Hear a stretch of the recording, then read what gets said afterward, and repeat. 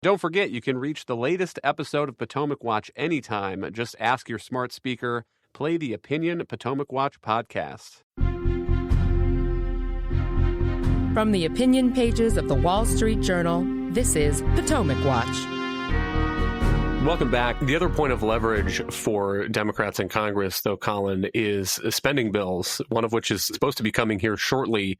The deadline to fund the government is now on March 14th. So that is not this coming Friday. And remember the difficulty that Republicans have had in doing that on a party line basis in the past because of dissenters in their ranks among the Freedom Caucus and so forth. So if Speaker Mike Johnson needs any Democratic votes to get a spending bill over the line to keep the government open, to keep members of the military paid and Social Security checks going out, it only seems to me that some of those Democrats are probably going to insist on a reversal of some kind of USAID changes as part of that spending package from Congress. Or alternatively, if you do have Speaker Johnson trying to get a Republican-only spending bill over the finish line, that is something that Congress could ratify, the kind of changes that President Trump and Elon Musk want at USAID. They could put a line in that spending bill, I think. I don't know why they couldn't, saying that USAID is now going to be part of the State Department, just to pick one thing. I mean, that would, in effect, kind of legalize the kind of moves that the Trump administration is trying to make by executive action in the past week or so. I think that's right. There's certainly levers here to be pulled within those spending details. And I think the ideological battle that is heating up between Democrats and Republicans is a bigger one as well. There's really something, I think, to parse between the Trump administration's intention of shaking up areas of government where there's dysfunction and inefficiency that have become so deeply entrenched over decades, and also the impulse within the Trump administration toward a really isolationist foreign policy.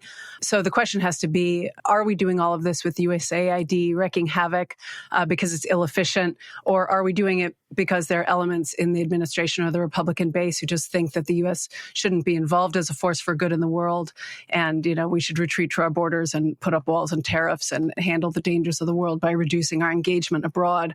Those are two very different things. And I would point out here, I think, as a voice of American interests, that the programs that the U.S. administers directly in terms of foreign aid are almost certainly a better plan for spending money than the way it goes through other international organizations like the UN. We've historically given money to fund United Nations agencies, peacekeeping or human rights or refugee agencies that have been enormously unaccountable and problematic, with downstream funding flowing to groups that really don't share any of America's best interests. So I do think there's room for rationality here and a little bit of realpolitik about the lesser of two evils as the administration and as Congress considers it. But that question that Colin raises, I think, is a good one, which is this driven by a hard-nosed kind of Rubio sense of we need to make sure that our foreign aid is doing the good that we want it to do?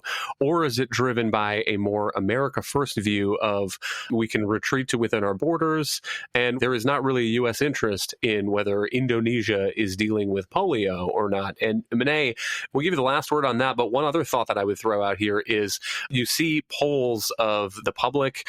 What do you think we should cut in order to balance the budget and so forth? And foreign aid is always very high on the list. But just to put these numbers in a little bit of perspective, the USAID budget in 2023, about $40 billion, according to, again, the Congressional Research Service. If you look at the amount of money that the United States spent in fiscal 2024, it was about $6.7 trillion. So we're talking about, a half a percentage of federal spending. If you even look at the deficit for fiscal 2024, it was almost $2 trillion. So we're talking about, even if you totally eliminated USAID, you would only eliminate about 2% of the 1 year deficit that the federal government is running. Yeah, I think the skeptics of USAID are clear-eyed about the dollar figure that's attached to it. And they believe, I think rightly, that if you're curtailing money that's being misspent, even a penny's worth doing. And, $40 billion is not necessarily a huge sum, but to put it in perspective, that's the amount that Democrats added for IRS enforcement, for example, in the Inflation Reduction Act, and Republicans have gone out clawing that money back and rededicating it to what they see as more important purposes, funding other parts of government. And I think that was a worthwhile endeavor.